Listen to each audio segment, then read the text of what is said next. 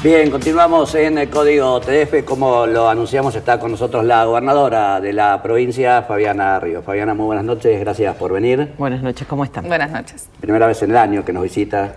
Oye, eso sonó a un pase de factura. Estamos en septiembre. Le hemos invitado varias veces, pero bueno, nos rompió la cábala este año, que siempre lo vimos con ustedes. Bueno, pero tenía que llegar a los Llegó 50. A los 50. Bien, arrancamos pues tenemos muchos temas para charlar. Vamos a arrancar con este tema de actualidad que entre ayer y hoy se habló mucho. Recién hablábamos en el informe sobre los contratos. Los empresarios se enojan cuando se los llama contratos basura. En parte tienen razón, porque son contratos bastante elevados en cuanto al monto como para llamarlos basura. Los contratos a plazo. Sí. Toda esta polémica que se ha generado, este proyecto que ha presentado el Movimiento Popular Fueguino, ¿cómo lo ve? ¿Cómo lo analiza? Sí, en principio no es la primera vez que se da el debate respecto a este tema. Recuerdo en otro momento el diputado Ciuto también con una opinión muy fuerte en relación a los contratos a plazo firmados por la UOM. Recuerdo discusiones de la Unión Obrera Metalúrgica con el entonces ministro Echazú en relación a los contratos, porque son tipos de contratos suscriptos entre las partes, digamos, entre empresarios y sindicatos. Me parece en principio interesante discutir la cuestión relacionada con la condición laboral de los trabajadores de empresas electrónicas. El informe recién es muy claro que estamos, y esto creo que este diagnóstico lo compartimos todos quienes seguimos y analizamos la cuestión de la evolución de la industria, porque en realidad lo que uno pretende es que no sea un boom, ¿no? Vos hablabas del boom de la industria. Cuando un crecimiento de los puestos de trabajo se da de manera sostenida, como se está dando desde el año 2009 a la fecha, estamos hablando hace 4 años, ha crecido el empleo industrial de manera sostenida y hoy prácticamente está duplicando la cantidad de empleo industrial del año 2009. El desafío es trabajar para que esto no sea un boom, sino que sea una cuestión permanente, y para que sea permanente hay que trabajar como en varios sentidos, en relación al tipo de trabajo, a la estabilidad del trabajo, a la calidad del trabajo, y también a la calidad de producción, porque lo que vos no podés hacer es, en una industria que es altamente innovativa, como es la industria electrónica, es fabricar todo el tiempo los mismos productos, sino que tenés que ir rotando, mejorando, modernizando tu producción, invertir, y en esto evidentemente la condición de los trabajadores es fundamental.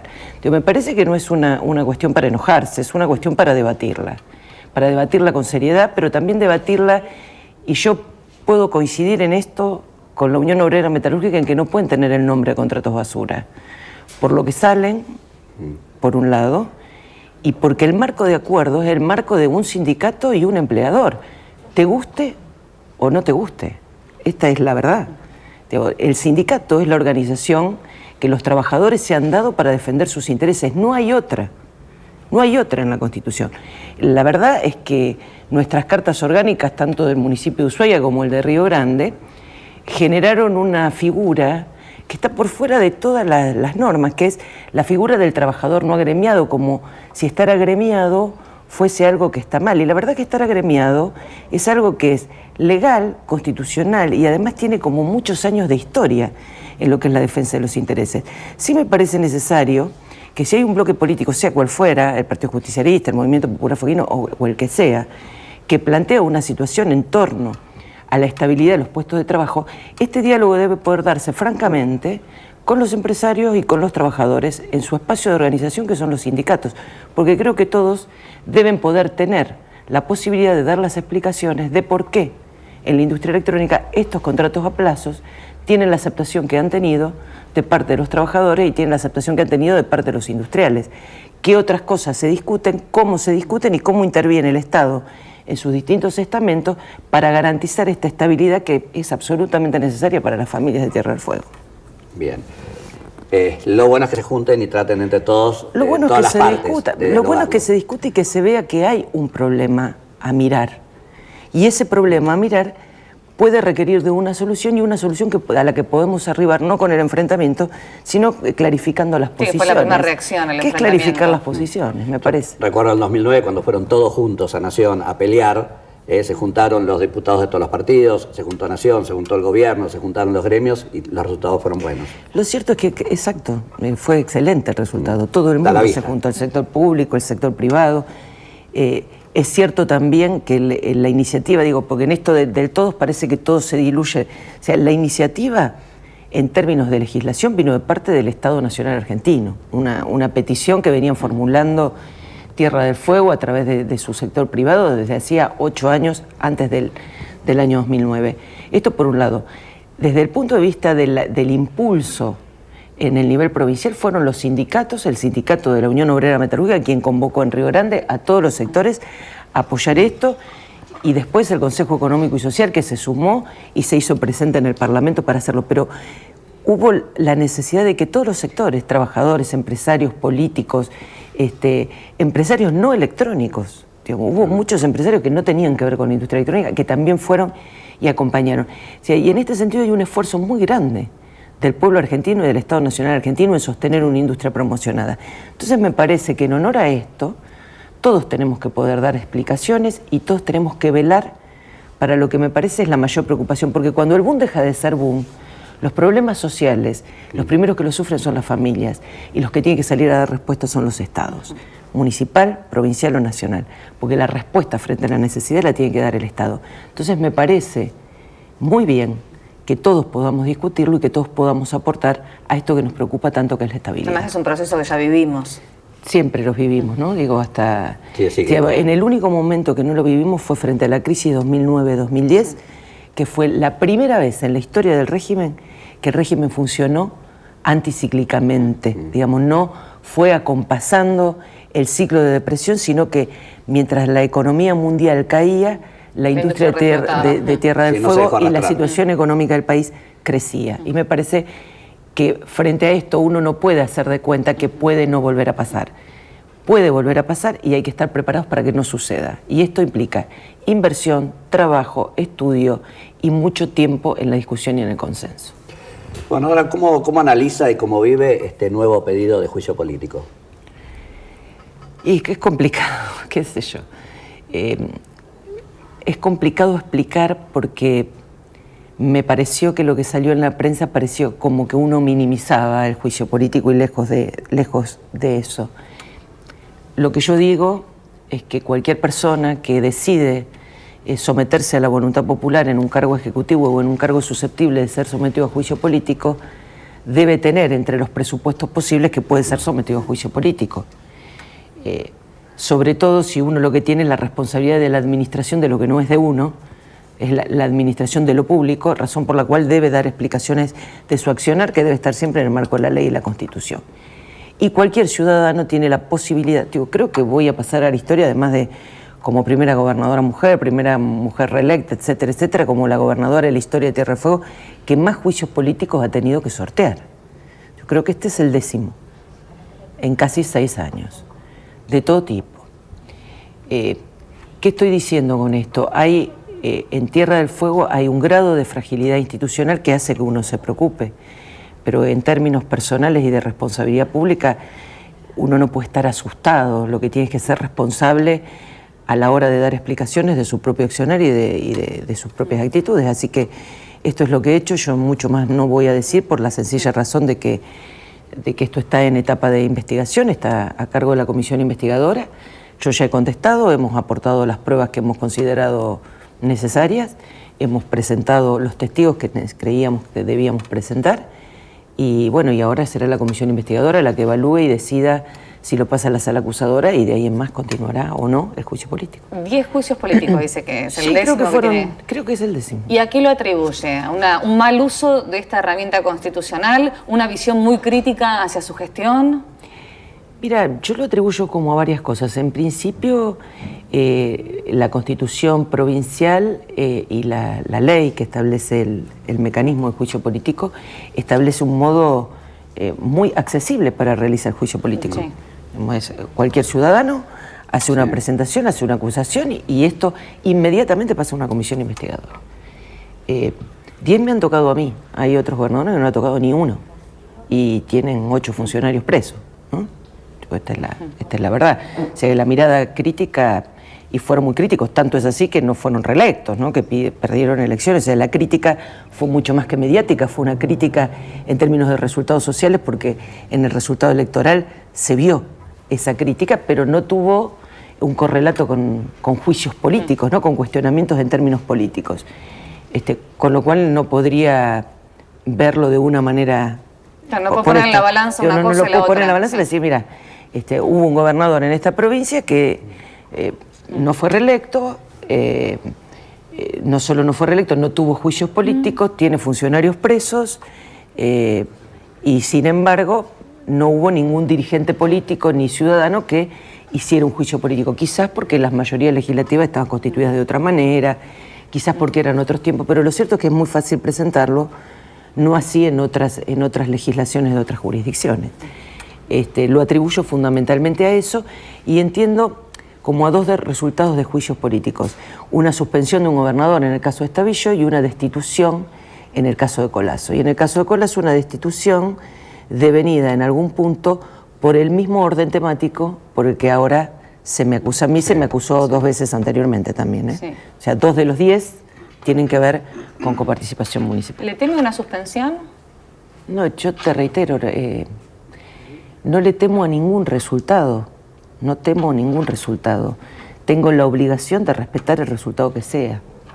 No van a encontrar en mí una palabra que les permita inferir ninguna cuestión en relación a la responsabilidad que es de otro y que pueda sentirse presionado, menoscabado o de alguna manera sujeto a hacer determinada cosa por mis sensaciones personales. No las voy a decir. ¿Cómo está la relación con los intendentes? Porque pareciera a simple vista que elige un año para pelearse con uno, el año pasado se peleaba con Ciurano, ahora se pelea con Melella, ¿elige? Yo no hago ese tipo de sorteos, te juro. No. No, digo, me parece que se han dado situaciones donde eligen cada uno y de acuerdo a su temperamento y cada uno de acuerdo a su realidad jurisdiccional, reclamar de una manera u otra, reaccionar de una manera u otra, decir de una manera u otra y hacer. A mí me ha tocado a lo largo de 6 años, en el caso de Río Grande, tener discusiones con 2 intendentes diferentes, con distintos modos de gestionar y de relacionarse. En el caso de Ushuaia siempre ha sido con Federico Ciurano, con quien hemos pasado buenos momentos, malos momentos y momentos más normales o más de una convivencia más sencilla, más fácil. Yo lo decía en otros medios en Río Grande, la verdad que la tensión entre las jurisdicciones es normal, razonable, porque hay montones de temas en los que trabajamos y acordamos todos los días y hay algunos temas en los que no acordamos todos los días. A veces discutimos y a veces discutimos en términos subidos de tono, con unos y con otros. Me parece que es esto lo que pasa. Se van instalando temas en agenda que tienen que ver con esto.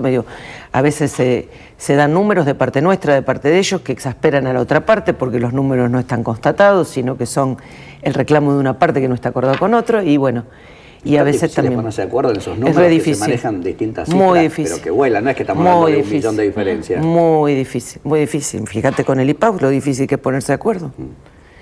Y también, digamos, se hablan de 400, 500 o 1.000 millones como y a nadie se le mueve una pestaña. Y vos decís, a ver, no puede haber esta diferencia.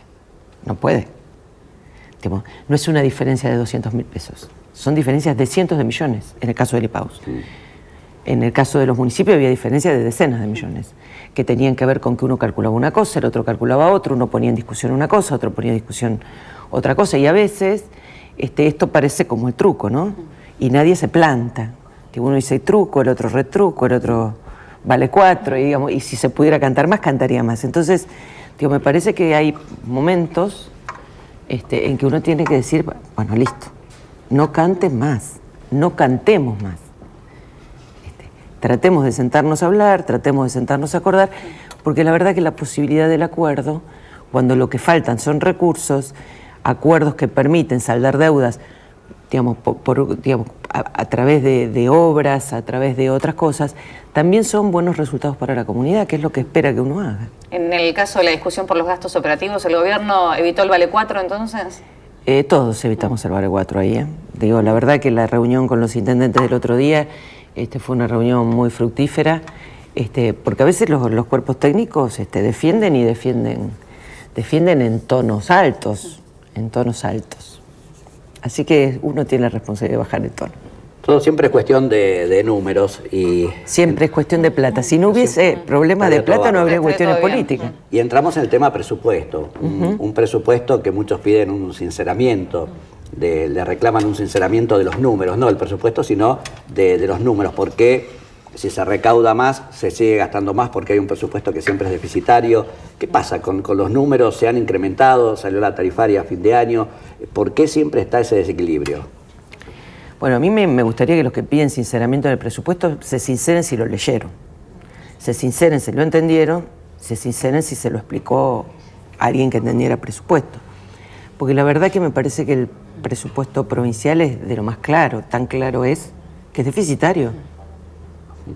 Es un presupuesto deficitario. Si alguien me pregunta por qué aumentan los gastos de un año a otro, uno debe decir, mire, aumentan por varias razones. Aumentan los presupuestos porque hay una variable de incremento presupuestario que son incrementos de ingresos, que son incrementos con variables macroeconómicas, es decir, un cálculo de coparticipación. Digo, cuando usted lee, la coparticipación aumentó el 19% respecto de junio del año pasado, eso tiene que tener un reflejo en junio del año que viene del porcentaje de aumento que se espera. Por eso aumentan los presupuestos, porque aumenta el cálculo de recursos y aumenta el cálculo de gasto. ¿Por qué aumenta el cálculo de gasto? Porque por más que las plantas de personal estén congeladas o tengan un aumento en términos de autorización presupuestaria, que no es el caso, creo que no hay pedidos de mayores vacantes, salvo en el área de seguridad y salud, cuando vos tenés bajas de categorías bajas y altas de categorías profesionales, tenés un incremento en el gasto salarial. Cuando vos tenés gente que pasa de un año de antigüedad a 2, tiene un incremento que se llama incremento vegetativo por el solo hecho del paso del tiempo. Es decir, a partir del mes de enero, ese salario tiene un porcentual de aumento que se va a reflejar no en el primer mes, a lo largo de todo el año, multiplicado por los 15.000 empleados, multiplicado en todos los poderes. Entonces, me parece que quienes hacen dicen, ¿qué pasa que el presupuesto aumenta? Bueno, aumenta porque aumenta todo esto. Pero hay otras variables que caen, como el tema de las regalías, que están cayendo, los yacimientos están maduros, hay variables que hay que poder considerar y que tienen que ver con la renegociación de los contratos. Se espera para el año 2015, no para el 2014, un incremento fuerte en regalías por puesto en funcionamiento de los pozos offshore. Hay que tener en cuenta que cada uno de los poderes que son independientes fija su propia pauta salarial. A partir de fijar su propia pauta salarial, esos incrementos de otros poderes del Estado no son atribuibles al Ejecutivo. Será la legislatura la que los tenga que sentar y preguntarles de qué manera fijaron los presupuestos, pero la verdad es que cada uno fija el propio, pero el ingreso se produce solo a través de rentas y a través de coparticipación y regalías. Según los propios números del gobierno, a través de gestión transparente, en promedio de enero hasta agosto, los ingresos a la provincia por todo concepto, en promedio aumentaron un 50%. Sí. ¿Se traduce esto también en un aumento del 50% en los gastos del gobierno? Del Estado. No necesariamente, se traduce en pago de deudas. Yo quiero recordarles que hace 6 años que no tenemos ajuste. El ajuste que los 2 primeros años, los primeros 26 meses, tuvieron los laburantes del Estado, del Ejecutivo, porque no de los otros poderes, ni de los entes descentralizados, ni los municipios. Los laburantes del Estado de la provincia, del Ejecutivo provincial, fue cobrar su salario desdoblado. Parece era prehistoria, desdoblado, sí. Que cobraban el 10 y el 22, y el otro 10 y el 25. Ese esfuerzo enorme que hicieron la familia de los empleados del Poder Ejecutivo provincial fue el que de alguna manera permitió ir saliendo para después poder solo pagarles al día. Tuvieron 1 año y medio prácticamente sin aumentos salariales cuando todos los otros sectores aumentaban. Tuvimos 4 años sin tarifaria, 4 gestiones sin presupuesto. Todo esto pasó. Todo eso fue generando deudas. La verdad que el dinero nosotros no lo podemos fabricar con una máquina. Hoy el desequilibrio consiste en pagar deudas. Sí, tenemos muchísimas deudas que estamos pagando, revisando, firmando convenios. O sea, no hubo endeudamiento. ¿Cuál fue el endeudamiento que se le autorizó al gobierno en 6 años? ¿Qué endeudamiento tuvimos? ¿Qué posibilidad de financiamiento tuvimos? Tenemos una autorización de endeudamiento, sí. Pero en los momentos en que nadie te daba, nos dieron un paraguas cuando había salido el sol. Nos mojamos enteros cuando llovía, pero cuando salió el sol nos dieron un paraguas. Bien, uno lo agradece, porque peor hubiese sido no haberlo tenido y ni siquiera nos podíamos tapar del sol. Pero lo cierto es que 6 años no tuvimos endeudamiento ni letras. Digo, no nos olvidemos del escándalo de las letras que precedió a nuestro gobierno en el 2007. Digo, hay gente que está condenada en relación a la causa de las letras entregadas sin respaldo. Digo, todo esto pasó. Digo, a mí a veces me parece que en el recuerdo de las cosas hay cosas que no se recuerdan. Y todo esto, digamos, sostener el funcionamiento de un Estado sin endeudamiento, sin letras, sin financiamiento en el largo plazo, significa generar deuda que después hay que ir resolviendo. Hablamos, por lo menos en los próximos 2 años que todavía le quedan de gobierno, de presupuestos cada vez más deficitarios, entonces no va a haber más. ¿Cuál es el margen de maniobra como para cambiar esta ecuación? No, se está trabajando en herramientas que tienen que ver con endeudamiento a largo plazo. Se está trabajando también en herramientas que tienen que ver, digamos, nuestro endeudamiento. Nosotros no tenemos un problema de deuda externa. Sí, es deuda interna. Entrecomillada, ¿no? Externa, me refiero a deudas con el Estado Nacional, salvo las viejas deudas de 2001, de la época de la cuasimoneda, de las LECOPs, que son las refinanciaciones que fue dando el Estado Nacional, y a partir de esa renegociación de refinanciaciones también se fue pagando parte de la deuda del IPAUS.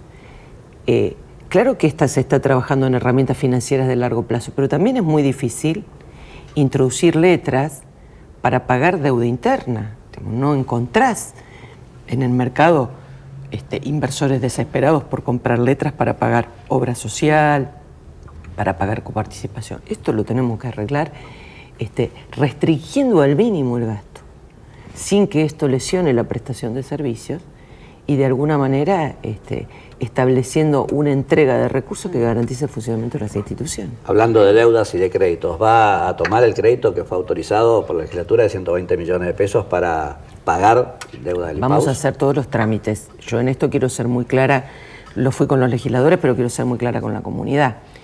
Digo, con las expropiaciones pasa lo mismo, digamos, parece que aparece una ley y mágicamente las cosas se resuelven. Las leyes son herramientas fundamentales porque sin esas leyes no se pueden hacer las cosas. Digamos, no hay endeudamiento ni hay posibilidad de búsqueda de crédito si no hay un poder legislativo que autoriza al Ejecutivo a hacerlo. Estoy describiendo una cantidad de problemas que tuvimos a lo largo de 4 años de mandato con una legislatura que hubo una cantidad de herramientas que no votó. Esta legislatura nos ha dado una cantidad de herramientas desde la tarifaria hasta la posibilidad de búsqueda de endeudamiento que significan esto, una herramienta, no significa siquiera la posibilidad de usarlo. Digamos, el Estado provincial fueguino forma parte de un Estado nacional que tiene un sistema que es el de responsabilidad fiscal y el de autorización de endeudamiento. Si bien nosotros no tenemos ningún problema, no tendríamos ningún problema en términos objetivos para poder requerir un endeudamiento, esto requiere de una cantidad de pasos hacia adentro de los organismos de control.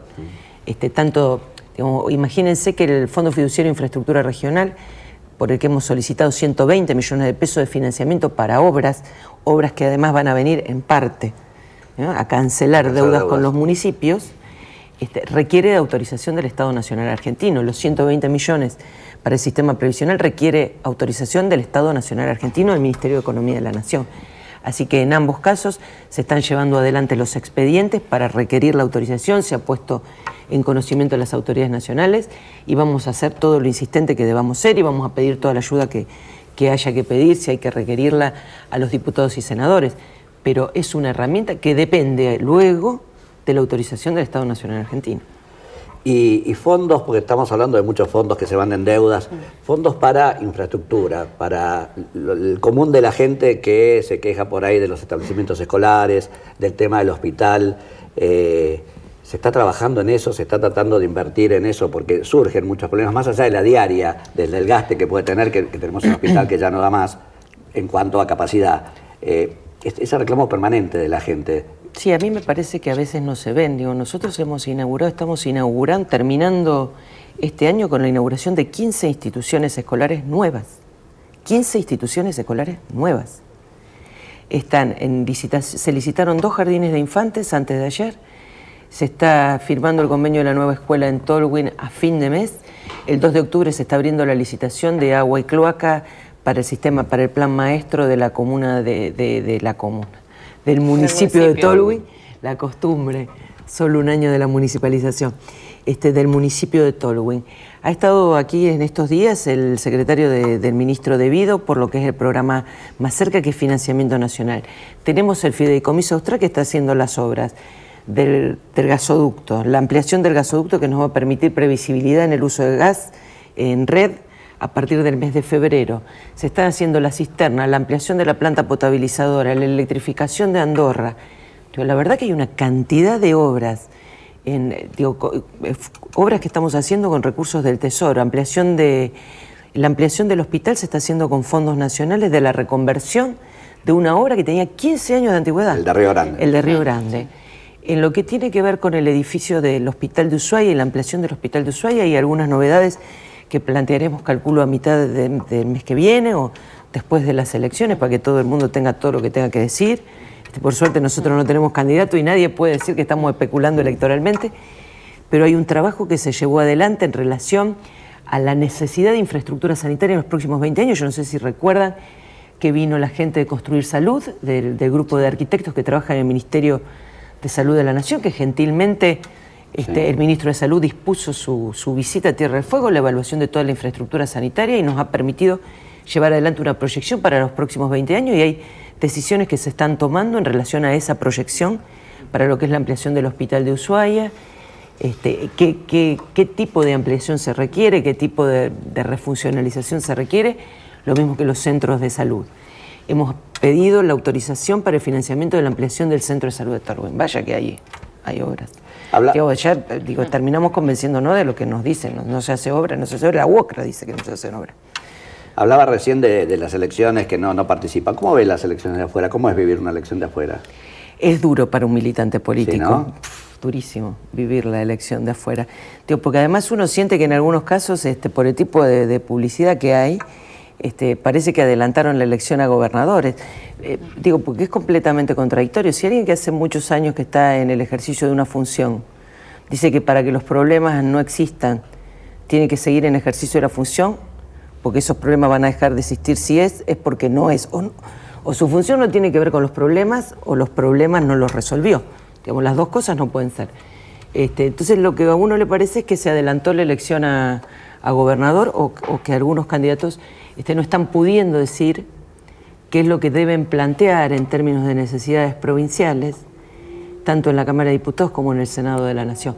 Es raro para un militante político ver una elección de afuera. A mí me tocó en el año 97 ver la elección de afuera y ahora. Y la verdad que en los dos casos fue duro. Fue duro porque fueron muy duras las dos situaciones, ¿no? Una personal y la otra. En el 97 fue porque yo había sido cesanteada en el Instituto de Servicios Sociales en el año 96 y en esta oportunidad, bueno, la verdad es que la cuestión del mes de mayo nos hizo priorizar fundamentalmente la gestión. Nos quedan pocos minutos. ¿Cómo ve, precisamente con lo que pasó en mayo, el accionar de los gremios? El otro día no pudo sesionar la legislatura, las acciones que están teniendo los gremios, a veces pasándose del diálogo con distintos tipos de protestas, cada vez más fuertes. Sí, no sé si cada vez más fuertes. Son fuertes y han sido fuertes sistemáticamente. Hay un libro que se llama La rebelión del fin del mundo, que de alguna manera describe históricamente las luchas sindicales en el sur del país, no en las luchas sindicales de las huelgas de la Patagonia rebelde, sino las luchas sindicales desde el territorio nacional para adelante. Ha habido siempre en Tierra del Fuego un reclamo sindical que siempre ha sido de alguna manera intenso, que en los últimos años, la verdad es que no podría decirlo objetivamente, no tengo ninguna posibilidad de ser objetiva porque yo he sido militante brava, pero de algunas cosas no me hago cargo, no he sido militante violenta, nunca, jamás. Esa es la diferencia nunca, que se puede ver hoy. Jamás. Se puede ser militante. Mira si fue militante brava que me cesantearon, ¿sí? Por militante, y me lo escribieron. O sea, a mí no me cesantearon por falta injustificada, ni me cesantearon por una denuncia penal de haberme quedado con lo que no era mío. me cesantearon porque mi perfil no era el adecuado para una etapa de trabajo relacionada con una intervención. Digo, para poner las cosas en su lugar. Una cosa es ser militante bravo y otra es no permitir la posibilidad de discutir. Es una pena, me parece que había temas para tratarse que hacen a la historia de Tierra del Fuego y a una caracterización histórica que ha tenido Tierra del Fuego de participación de los trabajadores en sus organismos de la seguridad social y lamentablemente de la manera que se condujo. No sé, no estaba yo allí para poder emitir una opinión sobre la decisión de los legisladores. Tampoco digo, pero me parece que se van generando situaciones que lejos de permitirnos hablar, lo que hacen es aumentar el distanciamiento y esto no construye, claramente. La última, Conora, ¿cómo estás? ¿Estás tranquila? Sí, todo lo tranquila que se puede estar en la función que uno tiene. ¿La relación con la gente? Bien, muy bien. ¿Tiene contacto Muy bien, con la sí, gente? siempre. Porque nosotros le reclamamos mucho, ¿no? El Siempre. contacto con la prensa, que lo Siempre, esquiva. siempre. No, el contacto con la gente no es con prensa. No. Nosotros le trasladamos a la sí, gente el contacto. Digo, voy, visito gente, visito organizaciones, visito familias. Trato de respetar profundamente la intimidad de algunas familias que en determinadas situaciones particulares y personales a veces son, digamos, presas de una disputa mediática de dirigentes que parece que todo lo ponen en el terreno de lo político partidario, y me parece que no es así. Pero sí, la relación con la gente es buena, estoy tranquila, trabajando mucho, trabajando duro, no son tiempos fáciles, y cuando los tiempos no son fáciles hace falta mucha serenidad y sobre todo volver a la fuente, ¿no? No perderse de eso que originó lo que en algún momento fue un boom, como las fábricas, y que por sostenimiento en el tiempo del acompañamiento se transformó en un acompañamiento social a una determinada manera de hacer política. Entonces digo, a veces la función hace que uno termine aislado, pero por el propio ejercicio de la función, la cantidad de horas que hay que poner, las reuniones a demanda, actividades que cada uno de los ministerios organiza, que cada una de las instituciones de la provincia fuera del ámbito del Ejecutivo organiza y requieren de la presencia de la gobernadora. Te hace falta poder correrse un poquito y poder destinar también un poco de tiempo a ese contacto que vos decís con la comunidad, y trato de hacerlo. ¿Y tiene tiempo para pensar en el día después o todavía no? ¿Le quedan 2 años? No, me quedan 2 años. Y son eternos 2 años de sí, gestión. completa eternidad, sí, claro. Bien, le agradecemos su presencia, gobernadora. Muchas gracias a Muchas ustedes. gracias. Nos vamos a un corte y ya regresamos. Continuamos con Código TDF para toda la provincia.